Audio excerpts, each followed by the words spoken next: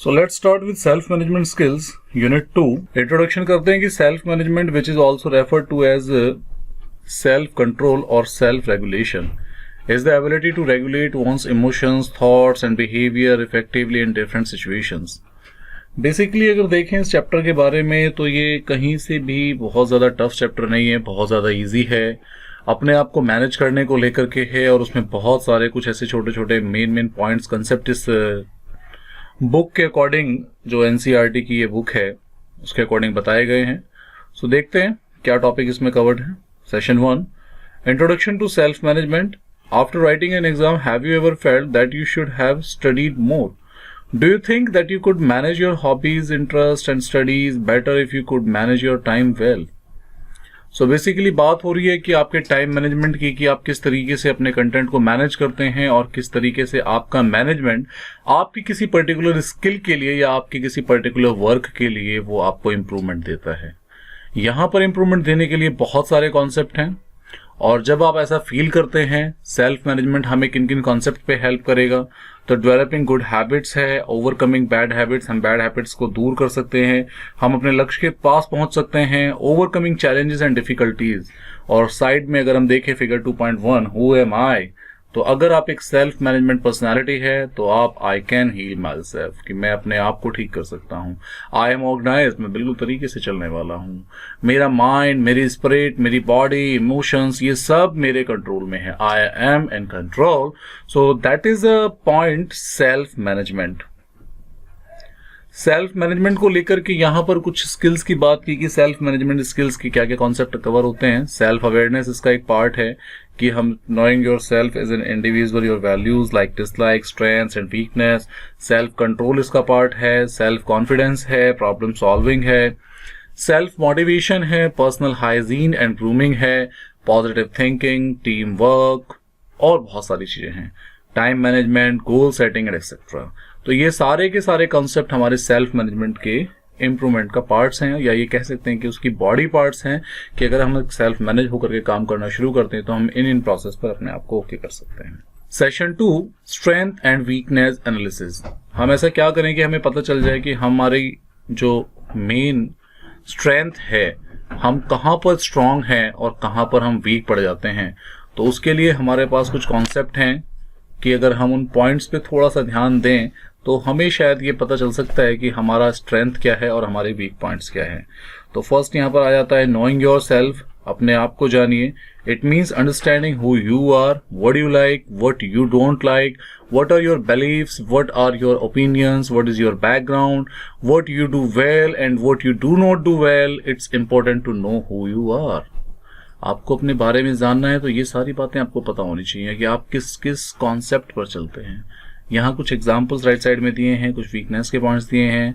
Strength and weakness analysis का सबसे best जो कॉन्सेप्ट है वो है बीइंग सेल्फ अवेयर और अंडरस्टैंडिंग हु एम आई. अगर आप पहचान चाहते हैं कि आप कौन हैं तो आप समझ सकते हैं कि आपको किस फील्ड पे आगे बढ़ना है और आपको किस तरीके से अपने कंसेप्ट को आगे लेकर जाना है और पढ़ना है. नीचे कुछ एग्जाम्पल्स भी दिए हैं कि by understanding our self we can know what we can and can't do. तो हमें जानना चाहिए कि हम क्या कर सकते हैं और हम क्या नहीं कर सकते हैं. Based on the information we can plan what and how we can improve ourselves. हम प्लान कर सकते हैं कि किस तरीके से हम चीजों को ओके करेंगे और किस तरीके से हम उसमें इम्प्रूवमेंट लेकर के आएंगे. और अगर इम्प्रूवमेंट की बात हो रही है तो by improving we will feel confident about ourselves. हम अपने ऊपर बहुत ज्यादा कॉन्फिडेंट महसूस करेंगे उस कॉन्सेप्ट को लेकर के. स्ट्रेंथ को आइडेंटिफाई करना है तो take time off to think about what you do well. अगर हमें अपनी स्ट्रेंथ पहचाननी है तो हम देखेंगे कि हमने कौन सी चीज को सबसे बढ़िया तरीके से किया है. Think of anything that you are always good at. हमें ये सोचना होगा कि हम किस चीजों में हमेशा बहुत अच्छे रहे हैं.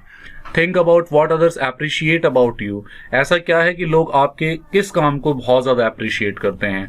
आपने वो काम कई बार किया होगा, हो सकता है कि आपका मैथ्स बहुत अच्छा है तो आपको मैथ्स में लोगों ने अप्रिशिएट किया होगा, आपके फ्रेंड्स ने आपको अप्रिशिएट किया होगा. हो सकता है आप स्पोर्ट्स में बहुत अच्छे हैं तो लोगों ने आपको स्पोर्ट्स में अप्रिशिएट किया होगा.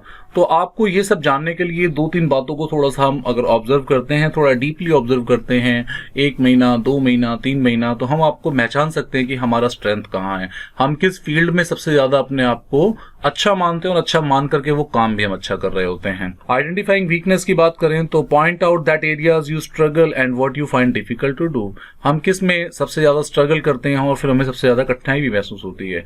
Look at the feedback you receive from others, और फिर हम दूसरों का उससे फीडबैक लें और उन्हें क्या लगता है कि हमारे इस काम के बारे में कि क्या हम कमजोर हैं या हम बहुत अच्छा कर रहे हैं। Be open to feedback and accept your weakness without feeling small.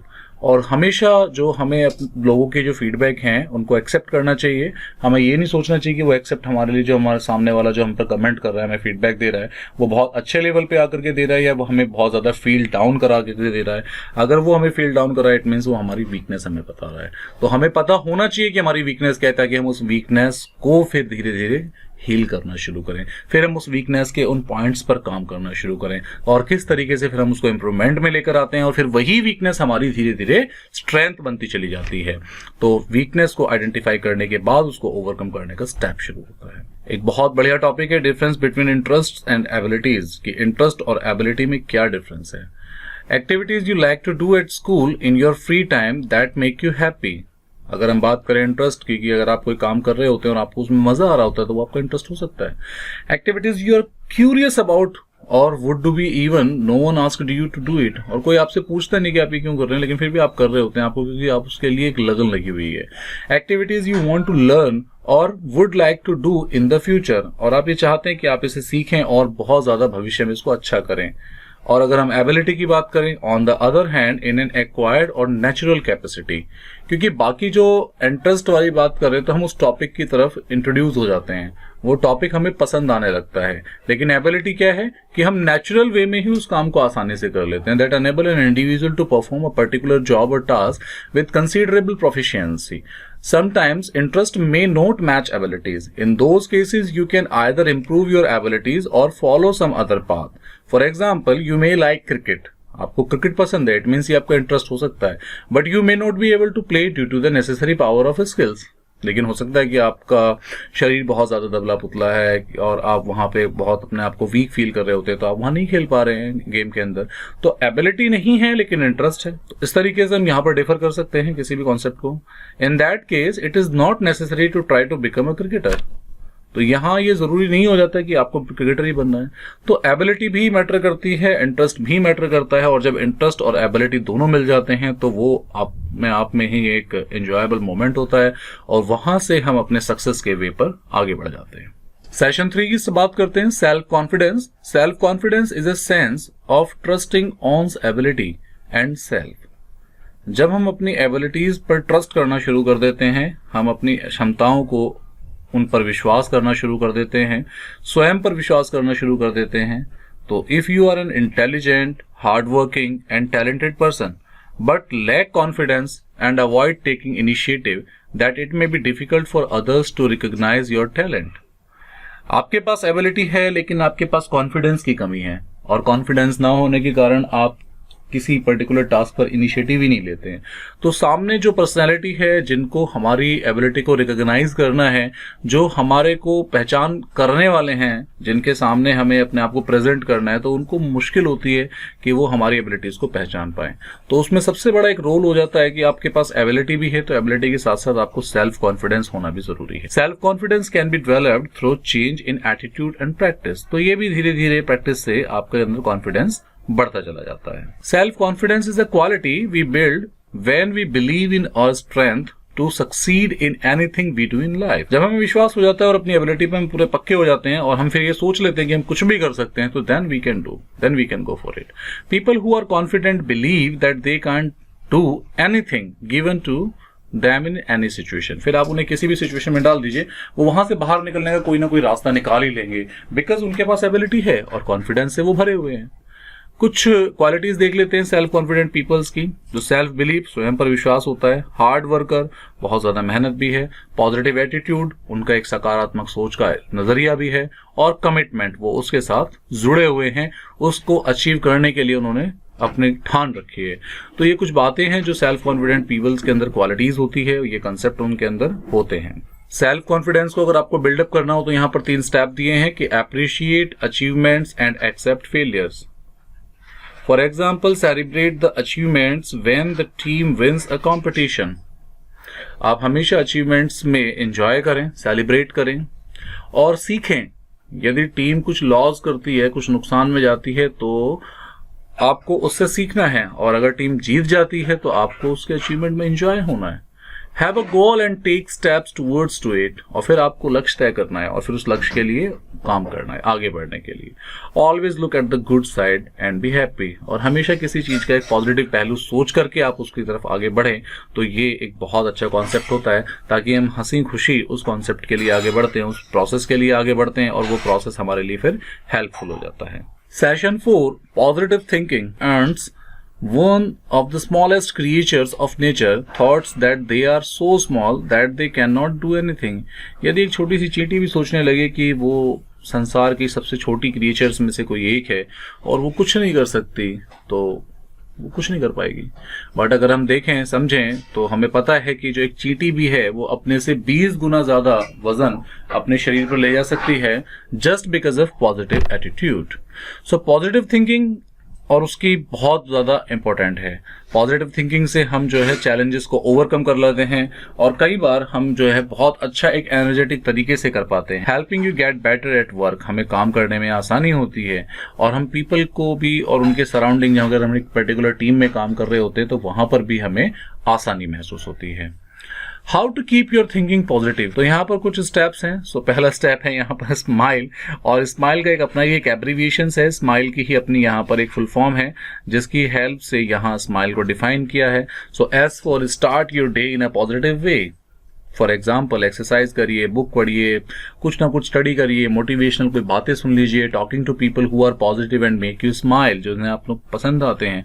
Manage time to relax, अपने शरीर को रिलैक्स होने का टाइम दीजिए।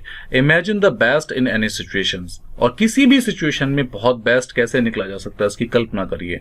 Learn to take feedback in a positive way, और किसी प्रकार से एक पॉजिटिव वे में आप फीडबैक को एक्सेप्ट करें, ये भी आपके अंदर क्वालिटी बिल्डअप हो जाना चाहिए।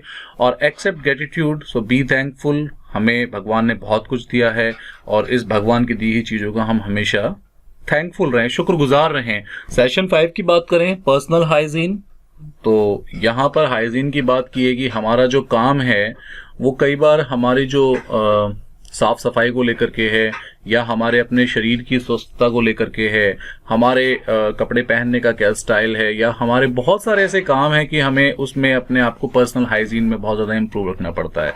जैसे यहाँ पर 2 फिगर हमें नज़र आ रही हैं, 2 इमेजेस नज़र आ रही हैं, कि यहाँ पर हमें सिंपली नज़र आ रहा है कि यहाँ पर उनका एक जो है थ्रेडिंग बनाने का काम है, या एक तरीके से वो ब्यूटी पार्लर पर एक वर्क कर रही हैं। तो उन्हें ध्यान रखना पड़ता है उस ब्यूटी पार्लर वाले पर्सन को कि उन्हें जो है अपने फेस को उनके फेस के साथ में बहुत पास में, करीब में जाकर के वो काम करना होता है।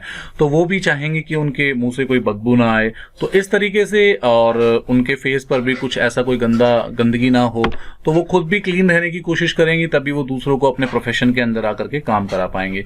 तो Rashmi is a beautician and take special care that she doesn't have a bad breath, तो उनके मुंह से बुराई बदबू ना आए, तो उसके लिए फिर वो बहुत सारा क्या है कि जैसे भी जो भी काम करना है वो ब्रशिंग करेंगी, या और भी बहुत सारी चीजें हैं। इसी तरीके से साइड में भी एक इमेज है कि Prashant is a receptionist at a four star hotel, he make sure his clothes are always clean, तो वो हमेशा ध्यान रखेगी कि उसके कपड़े हमेशा साफ रहें, कहीं भी खाने का या किसी भी तरीके का कोई दाग ना लगा हो। तो क्योंकि ये उसके प्रोफेशन से भी जुड़े हुए हैं, और ये उसकी पर्सनल हाइजीन भी है, जो उसको खुद को भी ठीक रखते हैं, खुद की भी पर्सनैलिटी को डेवलप करते हैं। सो पर्सनल हाइजीन से हम हमेशा स्वस्थ रह सकते हैं। Stay healthy, create a good image of ourselves, अपनी इमेज बहुत अच्छी बनाइए।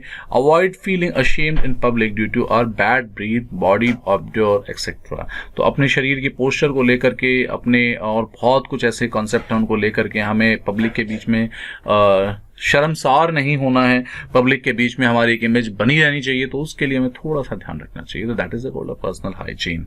यहाँ कुछ स्टेप हैं पर्सनल हाइजीन के। अपने आप की केयर कीजिए, कि हमेशा अपने हेयर को डैंड्रफ फ्री रखिए, क्रीम करिए, अपने दांतों को डेली ब्रश करिए, टूथब्रश का इस्तेमाल कीजिए, कंघी करिए, वॉश करिए, अपने हाथों को करिए, नहाइए डेली। आप अपने कपड़ों को बहुत साफ रखने की कोशिश कीजिए, और हमेशा कोशिश करिए कि कुछ ऐसे एलर्जेटिक जो थिंग्स हैं उनसे आप अवॉइड करें। उनके लिए आप जो है सिंपली, अगर आपको छींक आती है तो आप हाथ लगा लेते हैं, आप उसके लिए आप अपने रुमाल का यूज़ करें, या और भी बहुत सारे ऐसे कंसेप्ट हैं तो जहां पर आप अपने आप को कुछ चीजों को अवॉइड कर सकते हैं पब्लिकली बचने के लिए भी, और खुद को भी एक उस एलर्जेटिक पोर्शन से हटाने के लिए।